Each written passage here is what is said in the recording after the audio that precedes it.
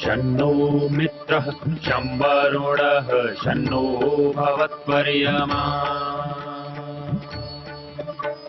शन्न इन्द्रो बृहस्पतिः शन्नो विष्णुरुक्रमः ॐ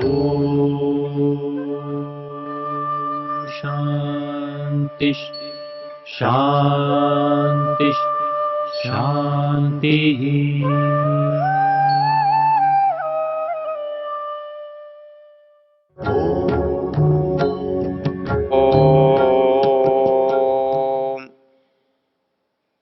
हमारा मंत्र था ब्राह्मणोस्य मुखमासीत बाहुराजन्य कृतः उरु तदस्य यद्वैश्य पदभ्याम शूद्रो अजायत।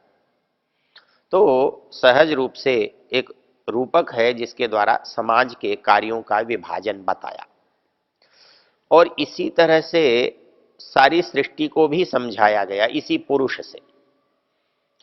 अगला जो मंत्र है वो कहता है चंद्रमा मनसो जातश्चक्षो सूर्यो अजायत श्रोत्राद्वायुश्च प्राणश्च मुखादग्निरजायत। इसका शब्दार्थ है चंद्रमा मनसो जाता। किससे? चंद्रमा मन से उत्पन्न हुआ, परंतु किसके मन से? जिसके मन से सारा संसार उत्पन्न हो रहा है, उस पूर्ण पुरुष के मन से। चक्षो सूर्यो अजायत, उसकी आंख से सूर्य उत्पन्न हुआ है। श्रोत्राद्वायुश्च प्राणश्च, श्रोत्र से वायु उत्पन्न हुआ है और प्राण उत्पन्न हुआ है। मुखाद अग्निरजायत, मुख से अग्नि उत्पन्न हुआ है। अब यदि उत्पन्न हुआ है ये शब्द हम उसी तरह से लें जैसे हमने ऊपर के मंत्र में लिया है तो अनर्थ हो जाएगा। तो एक पुरुष के मन से चंद्रमा उत्पन्न हुआ है, ये तो कुछ संगति नहीं बैठेगी। नियम ये है जब कोई बात कही जाती है तो उसके दो विकल्प होते हैं। वो विकल्प ये होता है कि वो बात ठीक है या वो बात गलत है। यदि वेद की बात गलत है तो विचारणीय कोटि में नहीं आनी चाहिए। क्या महत्व है गलत बात को क्यों पढ़ें, क्यों उसको याद रखें, क्यों उस पर चर्चा करें? यदि उसकी समाज में कोई उपयोगिता नहीं है, आवश्यकता नहीं है, तो मैं समझता हूं कि उसको सोचने की भी जरूरत नहीं है।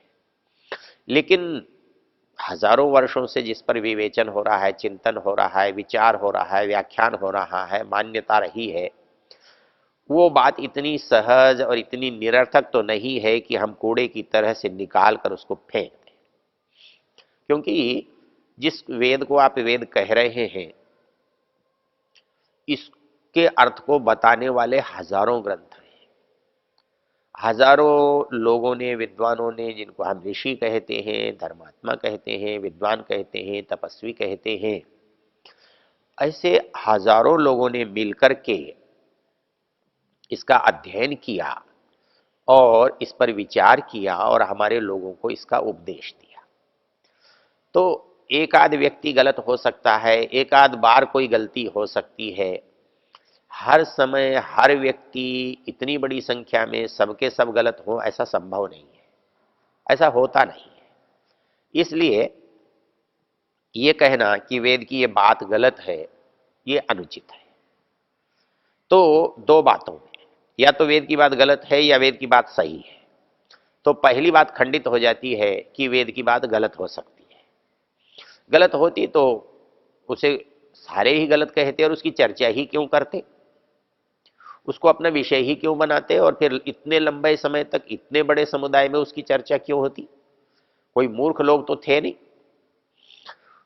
इसलिए ये बात समाप्त है कि वो अनुपयोगी है, अनुचित है, अनावश्यक है, मिथ्या है। इसका मतलब उपयोग तो है। अब दूसरी बात, उपयोग है तो फिर आज उसको गलत साबित क्यों किया जा रहा है? इसकी मुख्य बात यह है कि हमको क्या उसके संदर्भों में हमने उसे समझा है। वो यदि सही है तो अब एक ही बात बचती है, या तो बचती कि वो गलत होती, वो गलत है नहीं, तो दूसरी बात बचती है हम गलत हैं, अर्थात हमने उसको ठीक समझा नहीं। इसका सबसे बड़ा प्रमाण कि समझने वाले अलग अलग तरह से समझ और समझा रहे हैं। यदि सब समझे होते तो सबकी समझ एक जैसी होती, सब एक ही बात को कहते होते। ऐसा नहीं है, इसको किसी ने कुछ समझा है, किसी ने कुछ समझा है, किसी ने कुछ समझा है। तो वस्तु के गलत होने का प्रश्न नहीं है, ये जो समझने की भिन्नता है इसका कारण जानना चाहिए। इसका कारण, एक सबसे बड़ा कारण है कि हमने उस वस्तु को उस संदर्भों में नहीं देखा जिस संदर्भों में वो वस्तु कही गई है। इस बात को जब आप देखेंगे, चंद्रमा मनसो जातः चक्षुः सूर्यो अजायत, मोटी सी बात है, हमें एक पुरुष से इस दुनिया को समझाना है। दुनिया की कौन सी चीज इस पुरुष के अंदर की चीज से समानता रखती है, कौन सी चीज इसके गुणों से समानता रखती है, तो हम ये समझ सकते हैं कि संसार जब पुरुष है, ये संसार पुरुष जो है उस ईश्वर पुरुष के कौन से स्तर से, कौन सी बात से, कौन सी चीज प्रभावित है। अर्थात उसके अंदर हम एक मनुष्य को समाज में शरीर के रूप में देखते हैं। हमने पहले आपसे निवेदन किया था, इसको समझने का एक सूत्र है, यत पिंडे तत् ब्रह्मांडे। अर्थात एक कण को समझ लीजिए, सारी सृष्टि आपकी समझ में आ जाएगी। तो वैसे ही एक पुरुष को समझ लीजिए, सारा संसार पुरुष के रूप में समझ में आ जाएगा। तो हमारे पास आंख है तो संसार में आंख क्या होगी, क्योंकि आंख है तो संसार में जरूर इसका कोई संबंध होना चाहिए। क्योंकि आप देखेंगे कि केवल आंख होने से किसी को दिखाई नहीं देता, आंख भी चाहिए, सूर्य का प्रकाश भी चाहिए, तब देखने वाला इसे देख सकता है। देखने वाला न देखना चाहे तो दोनों रहे तो भी नहीं देख सकता, वो तो सो गया। सो गया तो सूर्य क्या दिखा देगा और आंखें क्या दिखा देंगी। तो देखने वाला देखना चाहता है, उसके पास दो साधन सतत चाहिए। न तो केवल सूर्य होने से यदि दिखाई देता तो अंधे लोगों को दिखना चाहिए, ऐसा तो है नहीं। और केवल आंख होने से दिखाई देता तो आंख हमारे पास रात को रहती है, अंधेरे में रहती है, लेकिन दिखाई नहीं देता। तो देखने वाले की इच्छा के साथ दो बातें जुड़ी हुई हैं, एक तो बाहर सूर्य का प्रकाश चाहिए और हमारे अंदर आंख चाहिए। तो इन दोनों में संबंध है, दोनों में समानता है। तो जब एक बड़े पुरुष की कल्पना करेंगे तो उसमें भी तो आंख चाहिए। तो जो काम आंख मेरे शरीर में कर रही है, वही काम संसार में जो वस्तु कर रही है, मैं उसे आंख मानता हूं, आंख समझता हूं, आंख कहता हूं। तो इसलिए उसने कहा चक्षुः सूर्यो अजायत। इसी तरह से मन चंद्रमा मनसो जाता, एक मनुष्य का मन जिस तरह से चंचल है, जिस तरह से चिंतक है, जिस तरह से चलता है, वो संसार में वो बात कहाँ है। तो हमें लगता है कि वो बात चंद्रमा में है। इसको प्रभाव दिखाने के लिए हमारे वैज्ञानिकों ने एक बात और खोज के निकाली है, उससे चंद्रमा का और मन का एक साम्य पता लगता है। वो साम्य कैसे पता लगता है कि चंद्रमा जब जब बढ़ता है, चंद्रमा की कलाएं बढ़ती हैं, वैसे वैसे समुद्र बढ़ता है और वैसा ही वैसे हमारा मन भी वैसे ही बढ़ता रहता है। अर्थात हमारे मन पर चंद्रमा का प्रभाव पड़ता है। बहुत लोगों का मानना है कि चंद्रमा के ही कारण बहुत लोग आत्महत्या के लिए प्रेरित होते हैं और किस दिन अधिक आत्महत्याएं की जाती हैं उसके हिसाब से चंद्रमा को देखते हैं। तो इसका अभिप्राय इतना है कि जिस तत्व से चंद्रमा बना है वो तत्व मेरे शरीर में मन के रूप में है, तभी उसका और इसका संबंध है। तो यहां कहा गया चंद्रमा मनसो जातः चक्षुः सूर्यो अजायत श्रोत्राद वायुश्च प्राणश्च मुखाद अग्निरजायत। इसी तरह श्रोत्राद वायुश्च प्राणश्च, श्रोत्र से वायु और प्राण उत्पन्न होता है, और मुखाद अग्निरजायत, अर्थात हमारे अंदर जो चीज हमें जिंदा रखे हुए है उसको हम आग कहते हैं, उसको हम ऊर्जा कहते हैं, उसको हम अग्नि कहते हैं। तो संसार में जो ऊर्जा है हमें उन पदार्थों से मिलती है। वो ऊर्जा हमारे अंदर शरीर में पैदा होती है, उन पदार्थों से पैदा होती है जो हमारे द्वारा मुख से खाए जाते हैं। उन मुख से डाले गए पदार्थों को हमारे शरीर की जो अग्नियां हैं वो पचाती हैं और अग्नि को पैदा करती है। जैसे बिजली से बिजली पैदा करना है, जैसे सूर्य से बिजली पैदा करना है, जैसे जल से बिजली पैदा करना है, जैसे वायु से बिजली पैदा करना है, वैसे ही हमारे शरीर में अन्न से बिजली पैदा होती है, अन्न से ऊर्जा पैदा होती है। इसलिए यहां कहा गया मुखाद अग्निरजायत। इसको एक और संदर्भ से समझ सकते हैं। हम यदि एक उपनिषद पढ़ें, वो है ऐतरेय उपनिषद, ऋग्वेद का ऐतरेय उपनिषद है। उस ऐतरेय उपनिषद में सृष्टि के निर्माण की चर्चा आई है। उसमें एक बड़ा रोचक प्रसंग आता है कि परमेश्वर खाली बैठा है, उसके मन में आता है मुझे कुछ करना चाहिए, मुझे कुछ करना चाहिए। तो उसने कहा चलो कुछ बना लेते हैं। तो बनाए तो उसने लोक बना लिए। वो लोगों के नीचे के हैं, संसार के ऊपर के हैं। उन्होंने कहा चलो फिर इनको संभालने के लिए भी किसी को बनाना चाहिए। तो उन्होंने लोकपाल बना लिए, उनको संभालने वाला कहा। जब लोकपाल बना दिए, लोक बना दिए, तो एक पुरुष बनाया जिसका नाम हिरण्यगर्भ दिया। एक अंडे जैसा आकार वाला चीज पैदा की। अब उस अंडे वाली चीज को निराकार सा था, उसको आकार देना चाहिए। तो कैसा देना चाहिए? मान लीजिए कोई गोला है, यदि आप उसको पुरुष बनाना चाहते हैं तो किसी भी कलाकार को देख लीजिए, वो एक गोला बना करके उसमें क्या करता है, उसमें स्थान पर चिन्ह बनाता है, कुछ छिद्र बनाता है, और उन छिद्रों और उन चिन्हों से वो गोला जो है पुरुष बन जाता है। वैसे ही ये जो अंडाकार संसार है, इसमें उसने जो जो चिन्ह डाले, जो जो निशान बनाए, वो आंख के, नाक के, कान के, पेट के, सबके बन गए। और संसार जब उससे बना तो कैसा बना? कहता है कि जो उस पुरुष की आंख थी वो बाहर आकर सूर्य बन गई, जो उस पुरुष की नासिका थी वो बाहर आकर प्राण बन गए, जो उसका मुख था वो बाहर आकर सूर्य बन गया, तो ये अग्नि बन गया। तो इस तरह से उस एक पुरुष के अंदर से सारी बड़ी बड़ी चीजें इस संसार में बनी।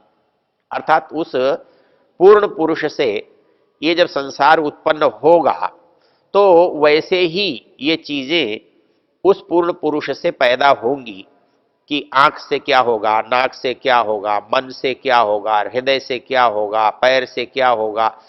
जैसे लोम है, त्वचा है, त्वचा से लोम पैदा हुए, तो लोम संसार में क्या है, वृक्ष वनस्पतियां हैं। तो इस तरह से एक पूर्ण पुरुष जो है संसार में एक पुरुष के रूप में दिखाई देता है। अब जब हम एक छोटा पुरुष बनाना चाहेंगे तब क्या करेंगे? तब उसी सामग्री को थोड़े थोड़े रूप में लेकर के हम एक पुरुष बना देंगे। तो उपनिषदकार कहता है कि जब एक छोटा पुरुष बनाया तो सूर्य जो है आंख बनकर मनुष्य शरीर में बैठ गया, चंद्रमा जो है हृदय बनकर हमारे मन में बैठ गया, और अग्नि जो है वो मुख में आकर के हमारी अग्नि बनकर बैठ गया, और ये जो वनस्पति हैं ये लोम बनकर हमारी त्वचा में आ गए। तो इस तरह से सारे के जो सारे पदार्थ हैं जो इस संसार में विद्यमान हैं वो सारे के सारे इस शरीर में हैं। और जिसका जिससे जितना संबंध है वो उसका प्रतिनिधित्व करता है। तो इस यही बात इस मंत्र में कही गई है। तो इसको समझने से हमको सृष्टि समझ में आती है और सृष्टि समझने से वेद समझ में आता है। इसलिए एक पुरुष को समझने से वो विराट पुरुष समझ में आता है और उस विराट पुरुष को जानने से ये संसार का जो सूक्ष्म पुरुष है ये हमारी समझ में आता है। अर्थात इन तीनों चीजों में कुछ संबंध है और वो संबंध क्या है कि एक ईश्वर है, पूर्ण पुरुष है, और एक संसार है, और एक संसार के बाद बना हुआ ये जीवन है। इनके अंदर जो तादात्म्य है, ये तादात्म्य हमारे अंदर उसी बात को बता रहा है और यही मंत्र यह सिद्ध कर रहा है। चंद्रमा मनसो जातः चक्षुः सूर्यो अजायत मुखाद इंद्रश्च वायुश्च प्राणाद वायुरजायत। अर्थात चंद्रमा मनसो जातः, चंद्रमा मन से उत्पन्न हुआ है। चक्षु सूर्यो अजायत, चक्षु से सूर्य उत्पन्न हुआ है। मुखा श्रोत्राद वायुश्च प्राणश्च, श्रोत्र से वायु और प्राण उत्पन्न हुआ है। और मुखाद अग्नि रजायत, मुख से अग्नि उत्पन्न हुआ है। यदि इस बात को इन संदर्भों के साथ हम देखेंगे तो हमको ये मंत्र अपरिचित भी नहीं लगेंगे और अनुपयोगी नहीं लगेंगे, असंगत भी नहीं लगेंगे।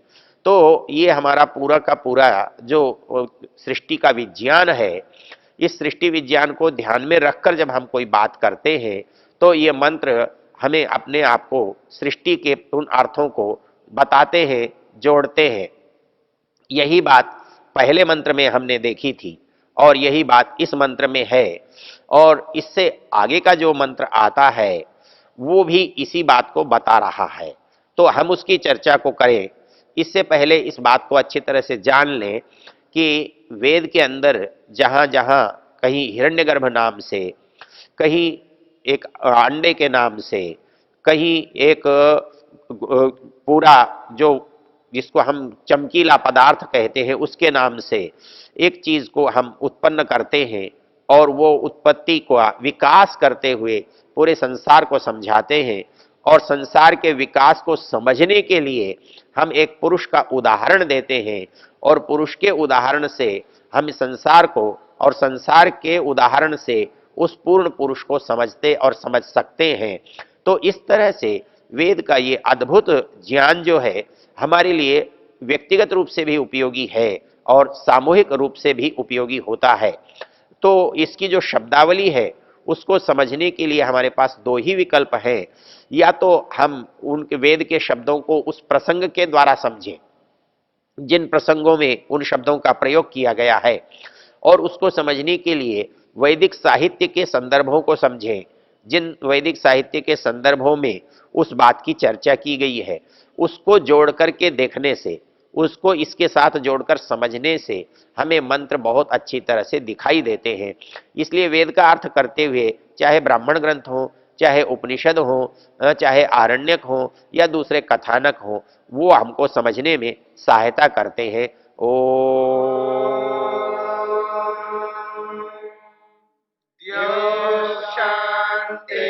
शांतिरंतरिक्षं शांति पृथिवी शांतिरापः शांतिरोषधयः शांतिः वनस्पतयः शांतिर्विश्वे देवा शांतिर्ब्रह्म शांति सर्वं शांति शांतिरेव शांति क्षमा शांतिरेधि। ओम शांति शांति शांति।